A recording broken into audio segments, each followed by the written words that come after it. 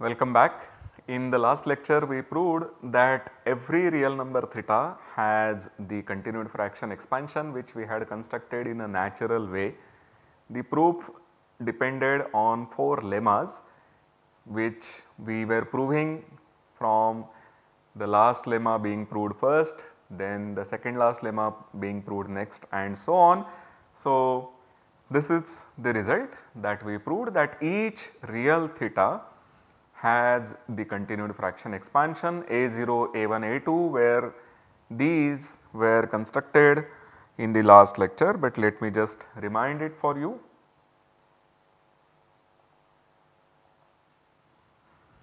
So, here we have that a0 is the integral part of theta. If a0 is not equal to theta, then theta is a0 plus 1 upon theta 1, where theta 1 is now bigger than 1, and we defined a1 to be the integral part of theta, and this is the way that we continued. So, a0, a1, a2 and so on gives us a continued fraction expansion for the real number theta that we begin with. This theorem was proved using 4 lemmas which are here. So, the fourth lemma that the sequence qn goes to infinity, this was proved first using the recurrence relation that we have in lemma 1. Then we proved lemma 3 which is that theta is sandwiched between any two successive convergents with the even one being before theta and the odd one being after theta.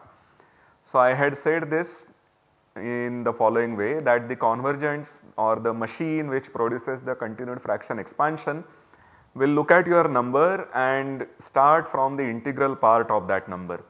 Then it realizes that it has to travel in the positive direction to reach the number theta. So, it starts travelling, but by the time it reaches theta it is not able to apply the brakes. So, it goes a bit further, and that is where we get our first p1 upon q1, the first convergent. The integral part that we had gotten, that is the 0th convergent, p0 upon q0, and then we get p1 upon q1 which is after theta. Then the machine realizes that it should turn back. So, it turns back and travels towards the negative side of the infinity, and then it crosses theta once again and has to stop at some level, that is p2 by q2, and then it again continues travelling. So, at each level it comes closer and closer to theta, but it keeps jumping towards each of the sides of theta. This is what we have proved in lemma 3, that theta is sandwiched between any two successive convergents, the odd one being after theta and the even one being before theta. So, after that we should be proving this lemma, lemma 2. We had proved lemma 4 and lemma 3 in the last lecture, and now we are going to prove lemma 2, and we are going to use this recurrence. So, the recurrence says that Pn and Qn are obtained from the previous two pairs Pn minus 1 Qn minus 1, Pn minus 2 Qn minus 2, with the relation being given that the nth one is An times the n minus 1th one plus n minus 2th one. That is the convergence, that is the recurrence formula that we are going to use. So, we look at the LHS, which is Pn Qn plus 1 minus P n plus 1 Qn. We write the n plus 1th in terms of n and n minus 1th. So, this is going to be a n plus 1 Qn plus Qn minus 1.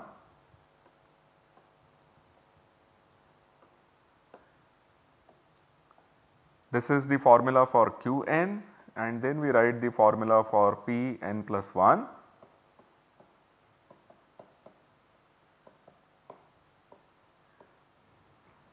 Then we observe that this term a n plus 1 Qn into Pn is cancelled with a n plus 1 p n into q n. So, we are left with p n q n minus 1 minus p n minus 1 q n, or if we put a negative sign to this, then we get it to be, we will have p n minus 1 outside with a positive sign q n, and then p n q n minus 1 will have a negative sign. So, now this formula is similar to the formula that we have here, except that n and n plus 1 are replaced by n minus 1 and n. So, we continue this way and we are going to get this to be minus 1 square, and this n minus 1 will further become n minus 2.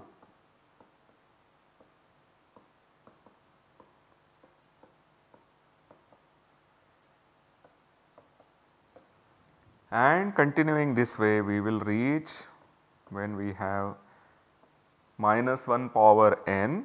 So, these dots say that we are going to continue in this way. The subscript for p will be such that the subscript plus the power of minus 2, their sum is always n. So, this is going to be 0.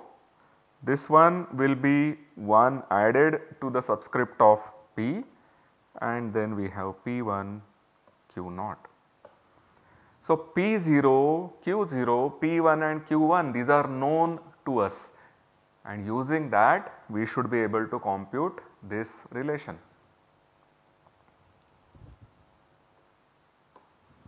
We have that the LHS is minus 1 power n p0 q1 minus q0 p1.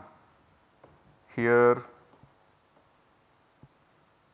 A0 is p0 and q0 is 1. Remember that the first convergent is the integral part of theta, which is an integer, and then the denominator has to be 1. We are always writing any rational number in the form p comma q, where p is an integer, it can be positive, negative or 0. Q is always a rational number, q is always a natural number, and moreover p and q have no common factor. We are writing the rational p by q in the lowest form, that is what we have. So, q0 has to be taken to be 1, and then p1 upon q1,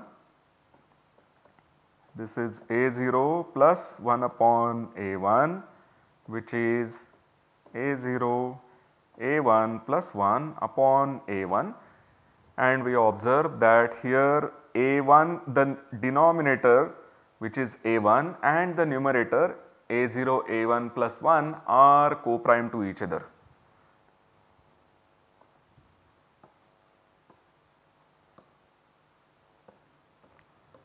The GCD of A0 A1 plus 1 and A1, this is really the GCD of 1 and A1, and therefore this is 1.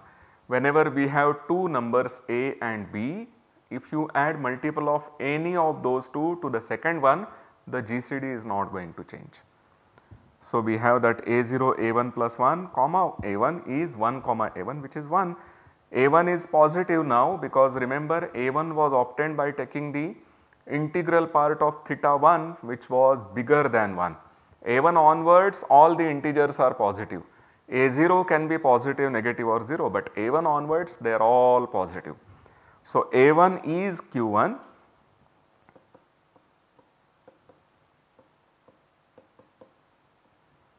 and P1 is A0 A1 plus 1. Now, we need to put the value here in this formula and obtain the answer.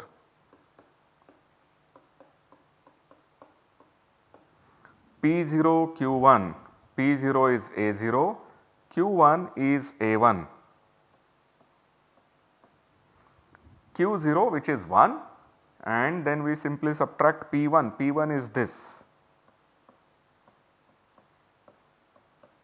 these two get cancelled, you are left with on -1, and so ultimately you get it to be -1 power n plus 1, which completes the proof, because we wanted to prove that this is Pn plus Pn Qn plus 1 minus Pn plus 1 Qn. This is really -1 power n plus 1. So, if your n is odd, then -1 power n plus 1 will be 1. If n is even, then -1 power n plus 1 is going to be an odd, is going to be -1. So, this is the proof of lemma 2, which was simply a computation using the recursion that we have already seen in lemma 1. So, lemma 1 is really the basis of this proof, and lemma 1 is going to be the most delicate thing to be proved. This is what we are now going to prove. So, we have Pn by Qn to be this particular continued fraction. What we do is that we take the continued fraction from A1 onwards. So, we consider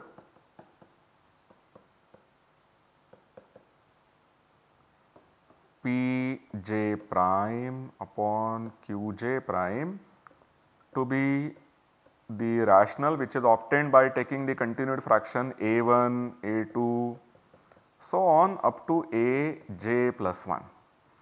Remember, when you have n plus 1 terms, we should have the subscript n here. So, here we need j plus 1 terms to have the subscript j. So, here these are the convergents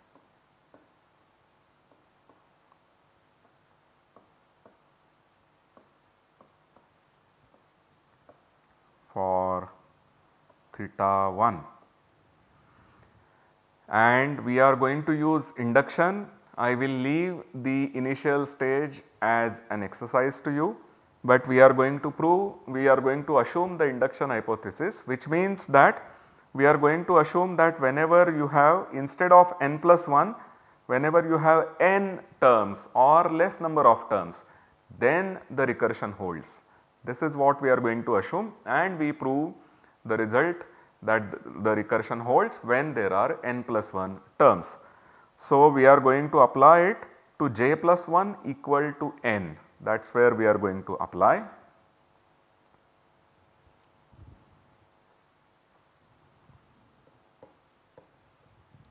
By induction hypothesis,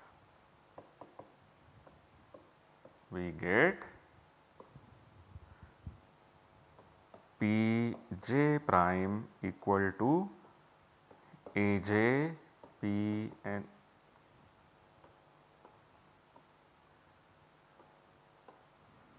j minus 1 prime plus P j minus 2 prime, and Qj prime equal to Aj Qj minus 1 prime plus Qj minus 2 prime.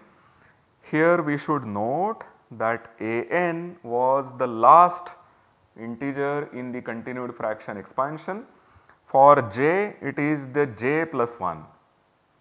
So, we should replace the Aj by Aj plus 1 in both the expressions for P prime j and Q prime j. This we have for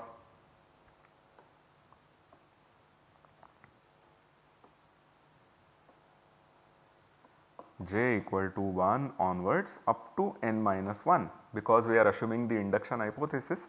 So, we have it up to n minus 1. Further, the continued fraction expansion, the continued fraction for Pn upon Qn has A0, and then you have the remaining continued fraction expansion for starting with A1. So, further Pn upon Qn is A0 plus 1 upon p n minus 1 prime upon q n minus 1 prime, which is really a0 plus q prime n minus 1 upon p prime n minus 1, and we write this as a0 p prime n minus 1 plus q prime n minus 1 upon p prime n minus 1. Here there is nothing specific about n, we could have replaced n by any j and the result would still be true.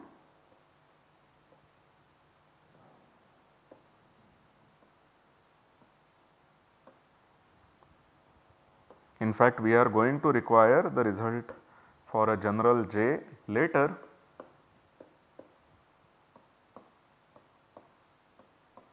This is true for any j. Now we have this rational number pj upon qj, where pj qj had our that property that qj is a natural number, pj can be any integer, and most importantly the GCD of pj and qj is 1. We have written the rational number in this form. Do the denominator and numerator follow the same property? So p prime j plus 1, j minus 1. Now this p prime j minus 1 is coming from the continued fraction expansion of some number which is positive. Therefore, when you write the convergent for the positive number, p prime j minus 1 is also a positive number. So, p prime j minus 1 here is positive. Let us note it on the next page.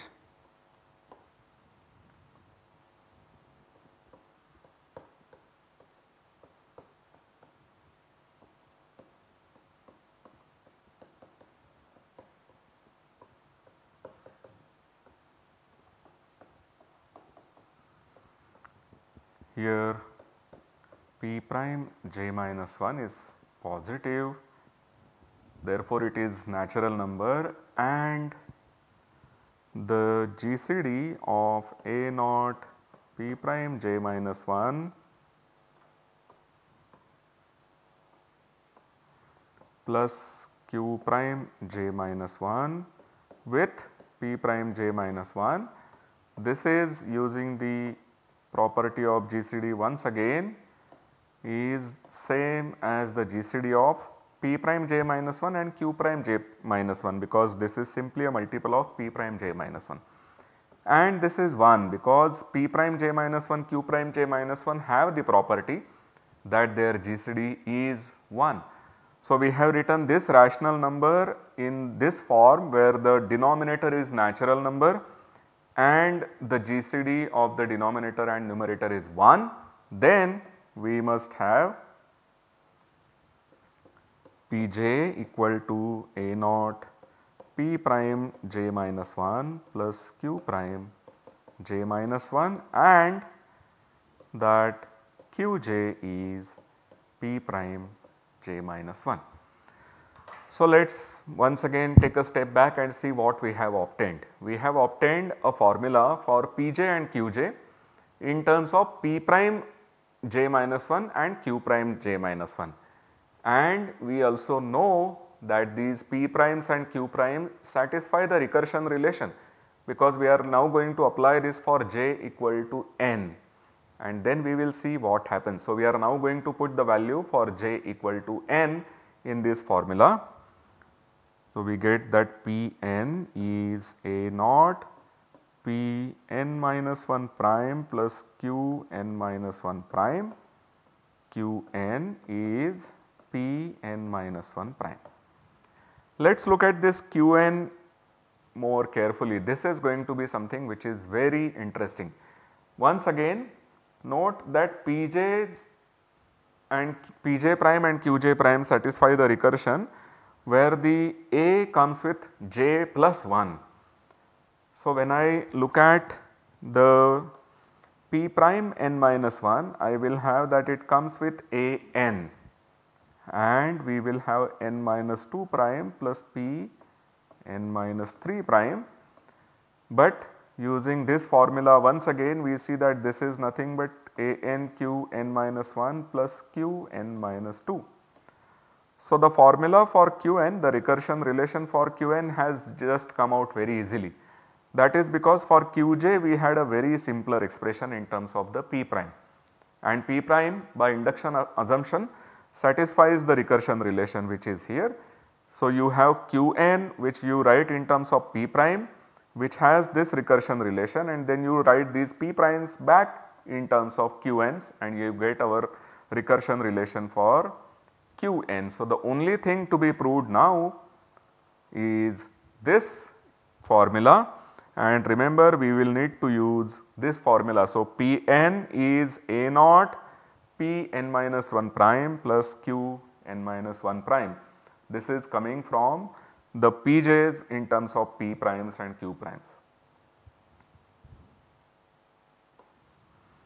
So, we get that Pn is A naught P n minus 1 prime plus Q n minus 1 prime, but these primes satisfy the recursion. So, let us write it down for each of the P prime and Q prime. This is going to be A n P n minus 2 prime plus P n minus 3 prime plus Q n minus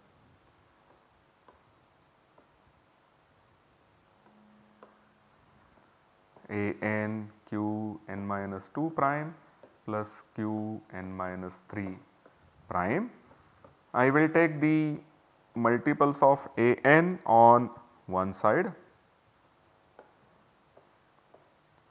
that gives me A 0 P n minus 2 prime plus Q n minus 2 prime, and the remaining part which is A naught P n minus 3 prime plus Q n minus 3 prime.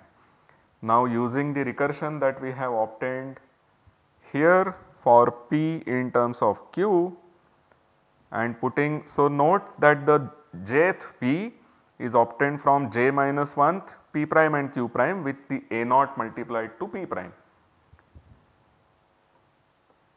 So, A naught multiplied to P prime n minus 2th terms will give us P n minus 1, and similarly here we are going to get P n minus 2, which is what we wanted to prove.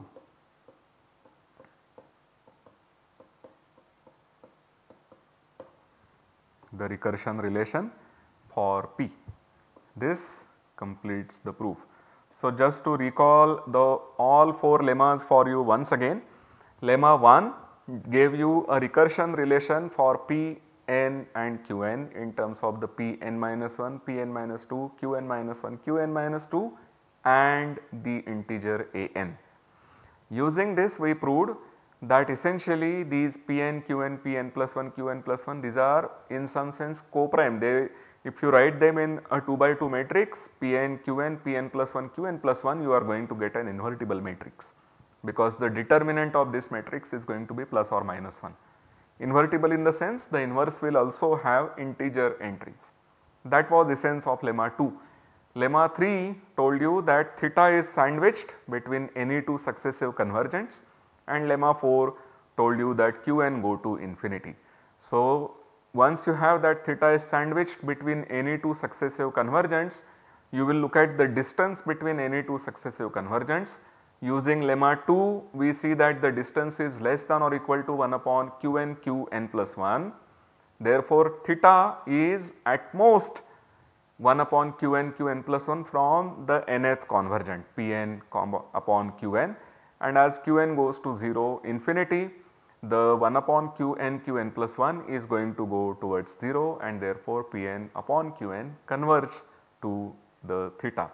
This is how we had the whole proof, but in this proof we have proved this very important thing, that mod theta minus Pn upon Qn is less than or equal to 1 upon Qn Qn plus 1. Let us see what this gives us. It gives us that the convergents satisfy this particular property, theta minus P by Q is less than 1 upon Q square. Let us see a quick proof of this. We have already noticed that theta minus Pn by Qn is less than or equal to 1 upon Qn plus 1, but Qn is strictly less than Qn plus 1, and therefore this quantity is less than 1 upon Qn square. So, our convergents satisfy the property that they are good approximations to theta.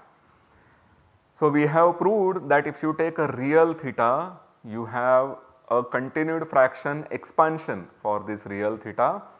You take the expansion, cut it at nth stage, we get rational numbers, we call them convergents. These convergents converge to theta. They give you a sequence of rational numbers converging to theta, but this result says that these convergents are good approximations to theta, in the sense that the distance from theta to p by q is not more than 1 upon q square.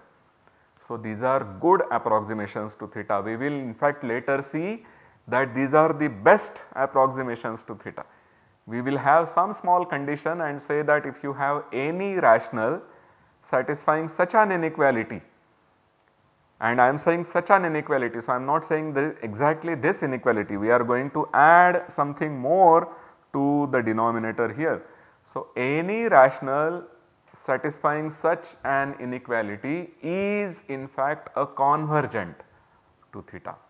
So, what we have proved once again to recall is that convergence give you good approximations to theta, but we will prove that these are the best approximations to theta. So, this will be proved in the later lectures. See you then. Thank you very much.